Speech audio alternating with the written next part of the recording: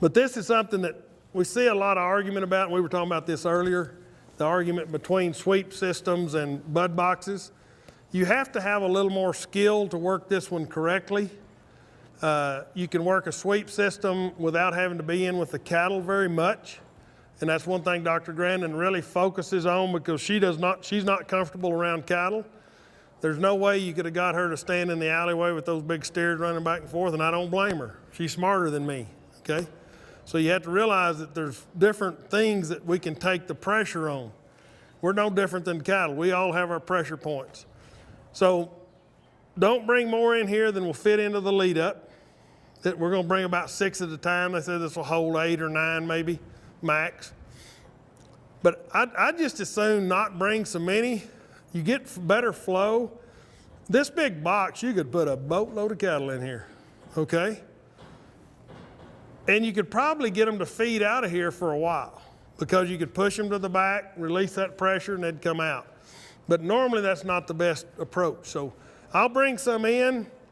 We'll get them, go the back side, turn around, come back. And to work a box correctly, you work it from right about here once the cattle start. Your main job is to keep pressure on the front, just like when I was pulling the pin. Where did I work to start with? Front. All right, same thing here. So we're doing a consistent message, right? Every time we ask them to do something, we're working from the front, creating that draw past us.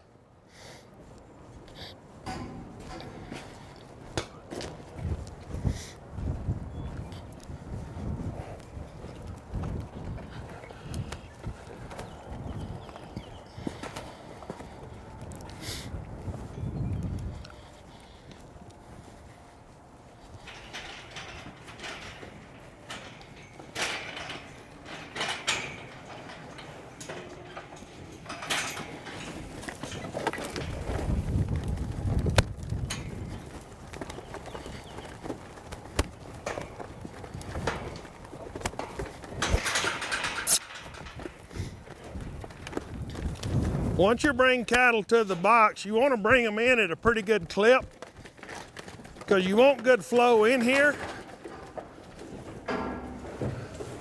Because the better the flow is coming in, the better it will be leaving. So now I've got to put pressure on them away from where I want them to go. Get my flow started, come to the front, keep pressure, and then, except for this one, you forget what we were doing.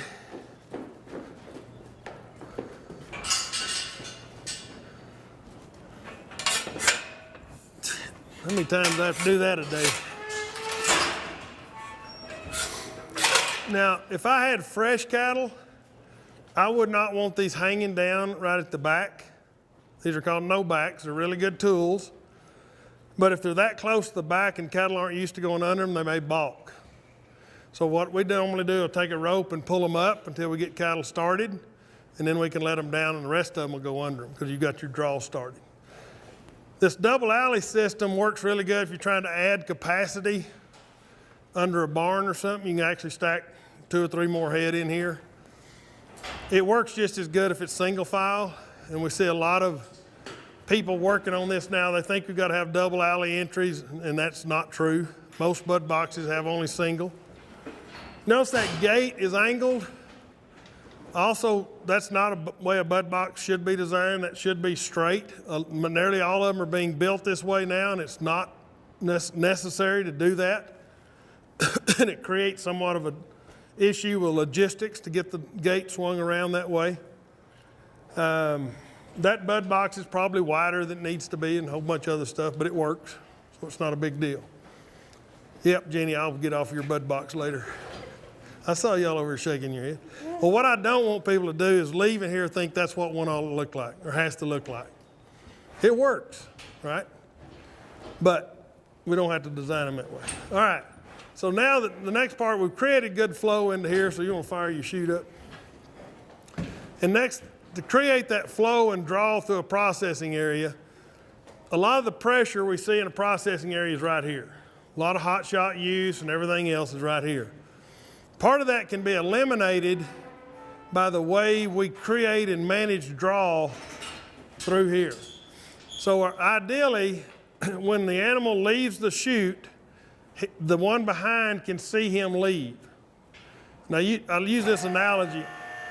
How many of you seen the videos where somebody holds up a blanket, drops it, ducks out of the way, and their pet freaks out?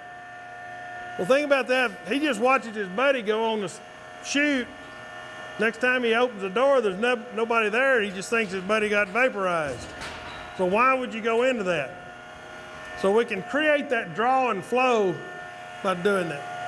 All right, now she has a lot of control on that, but the amount of daylight they see in front of them. I see a lot of processing people that won't open the gate far enough because they're afraid they're going to miss them.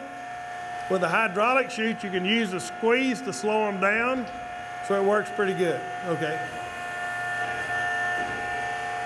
Now, if he doesn't go, I'm going to step to the front, down his side, create my draw forward. It's exactly the same thing we were doing outside, drawing cattle forward, okay? Now, as this one's ready to go, she's done through processing, creates her draw coming in. If he doesn't go, I'll step up here and rub my hand down his back. All I'm doing is putting enough pressure to get him to move forward. This one's drawn that calf in. If nothing is happening, and this old yellow steer, I get to mess with him one more time. You ready? Here, I'll step down his side. Now, I would ask her to open it a little more. She don't want to miss him. I understand that. But he's reluctant to stick his head in there, so we're going to have to put more pressure on him here if she doesn't give him a little more daylight. And it doesn't take much. Sometimes an inch is enough to make them change their mind that they can stick their head in there. But before you stick a hot shot to one of them, see if this all works. It makes processing very easy when you let the draw keep them coming. Okay.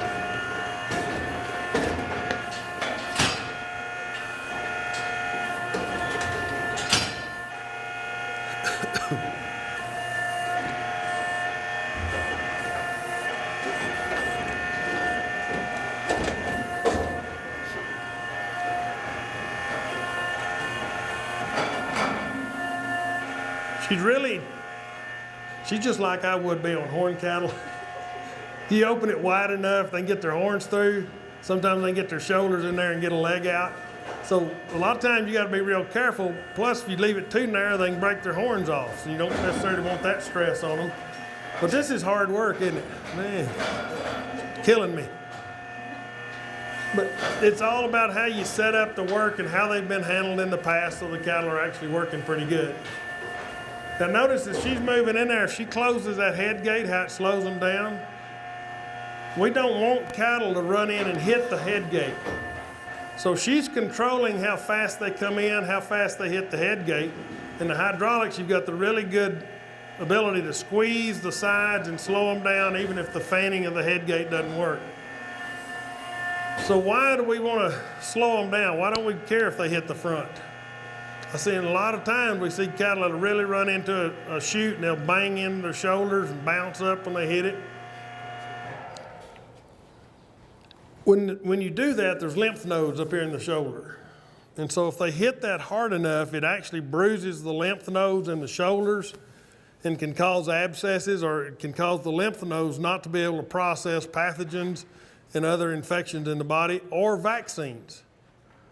And so you don't want them to lunge in there and bruise their shoulders. We used to have a preconditioning yard, and we would have come from an order buyer to us, and they'd have abscesses rupture out the top of their shoulders. And we found out they weren't stopping them with anything but the head gate. They'd run them full tilt into the head gate and cut the head gate and then squeeze them. Once we got that fixed, we stopped having the problems at our preconditioning yard.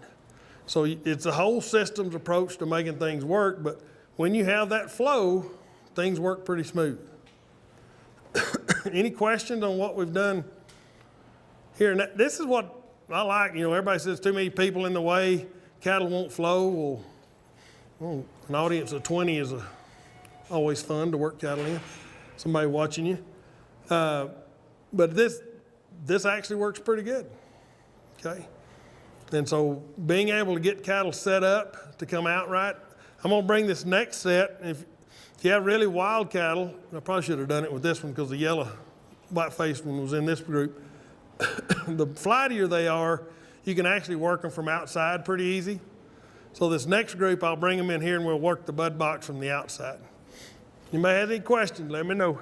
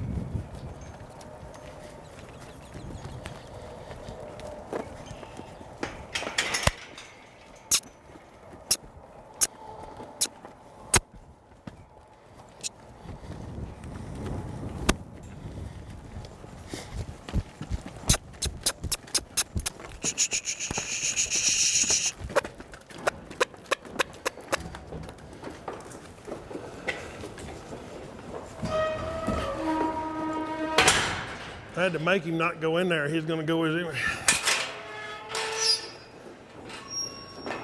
Hey, the same principles work here. I'm going to try to push them away from where I want them to go. I might have to put a little more pressure on them to get movement from out here. Let me go back to the front, draw their eye around.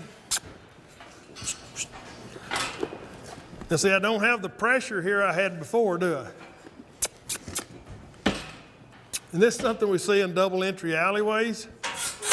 They can get on that other side and there's no pressure. I'm gonna try to draw his head around to this side and send him on up. Let him create my draw. So maybe I can get the other one, the red steer, to go. There we go. So rather than worrying about the steer on the offside, I just sent somebody past him on this side.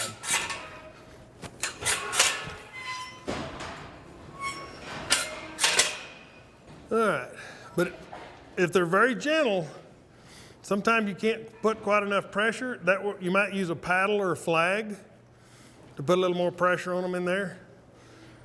But honestly, it works better if it's human pressure, getting them to do that. But it works. All right, we can go ahead and let these.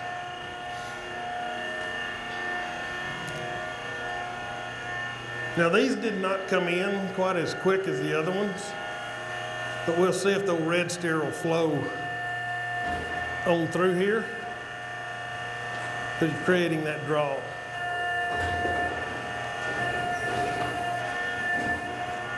Now see, this is the other thing about a double entry alley.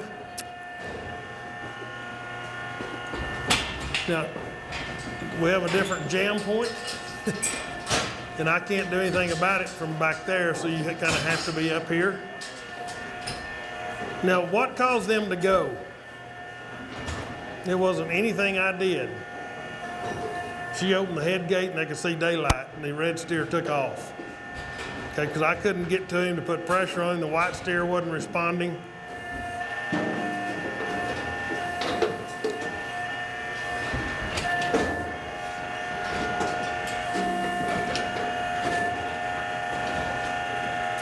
Old red steer, he got more backup in him than you'd think.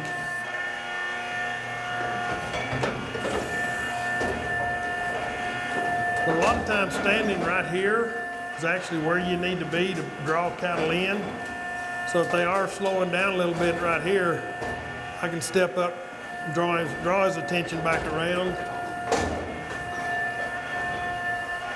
He thought you was gonna hide out back here, didn't you? Now I'm gonna try to draw his attention back this way where he can see that opening. Now here's something, if you get up high, that puts more pressure on cattle. It's one reason a horse actually helps, or you step up on the side. of a fence, it puts more pressure. Okay, so little things we don't think about sometimes make a big difference in the way the cattle are going to respond to us. So he was perfectly happy with me standing on the ground over here. When I stood up, it's like, fat boy's elevated now, so we got to move. All right.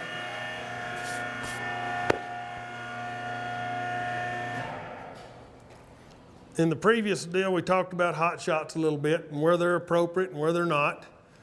I think every processing area should have a hot shot. The rule of thumb is nobody gets to carry it around. So if you need it and one won't go, we do have to get things done, right? I see people that they'll take feed and bait cattle through the system. No, they got to learn to work, okay? And so we can get cattle too gentle. We can get them where they won't respond to pressure, and that's just about as bad as too much pressure. Right here is the area where I see most hot shot use. And this is the area we can fix by the way we run the chute. There's a ranch one time, and they were hot shotting every cow to get them on the chute. And I mean, they were having to light them up, but they were not letting this one see that one leave. So I asked the manager who's running the hydraulic chute, I said, just crack your back gate as that one's leaving, just like she was doing here. Out of 300 more cows, they touched 3 of them with a hot shot. So it makes that much difference to create that draw through there. Okay, so remember that. They've got their hot shot over here somewhere in a little stash. And the thing is, if you're right here and you can't get cattle to go, when you walk over to get your hot shot, you take pressure off. And a lot of times they'll go ahead and move forward as that release of pressure. So always try that. I see a lot of feed yards, they'll mount the hot shots up here because they don't want anybody carrying one, but they're right there handy, so they always pick them up, use them, set them back down. Don't care for that either. So try to set it away somewhere where you have to go get it. I don't think it ought to be in the office. I've seen places where you had to go check them out and everything else nonsense. The crew ought to be better than that. And so if that's the case, then you don't trust your processing crew at all. So try to have access to them, have it in working order. Flags, whips, I don't care for whips particularly because you normally hit somebody's ear with it. If you let a hot shot in somebody's hand and try to see how far the blue spark will go on the pipes and run it between somebody's legs or act like they're hot shotting somebody. So yeah, y'all are all looking at one another. It's always the boys too. Last bunch they actually were naming names who it was. But flags and sorting sticks and paddles all have a place. As wide as that alleyway was, a paddle or a flag probably would have been helpful to extend yourself out a little further. But they're not necessarily most of the time. If you're trying to learn how to work cattle, try to work it without a sorting aid, and that way you learn where your body position will be. But what we see, a lot of people don't have enough confidence when they first start, and a paddle or stick adds confidence to them. And cattle respond to confidence. We were doing a session up in Colorado with Dr. Grandin one time, and I was bringing cattle to her. I was doing kind of like I was here, and she was at the chute talking. And the cattle were flowing really good. I was kind of proud of myself. And she said, you know, this system's working better than it normally does. And said, part of it's Ron's presence. Said he has a big presence. She hesitated, said, a really big presence. So I think she called me fat on Facebook Live one day, which she probably did. But anyway, you do have to have a presence. And so that's where sometimes a driving aid can add oomph to you and confidence to you. So if you're timid, cattle will respond negatively to that. So when you go in, you got to go in like you know what you're doing. If they respond not like you want them to, you can back off, reposition, go again. But you got to go in with confidence. So if you go in timid, they know it. They read you just like you're reading them. And they make a judgment pretty quick. I've seen really calm cattle start to get aggressive when a timid person comes to them. It's kind of interesting to watch how quick they'll, same thing in school, right? You show a little weakness, the bullies show up. And so you got to be careful about that. Same things happen all other species. Any questions?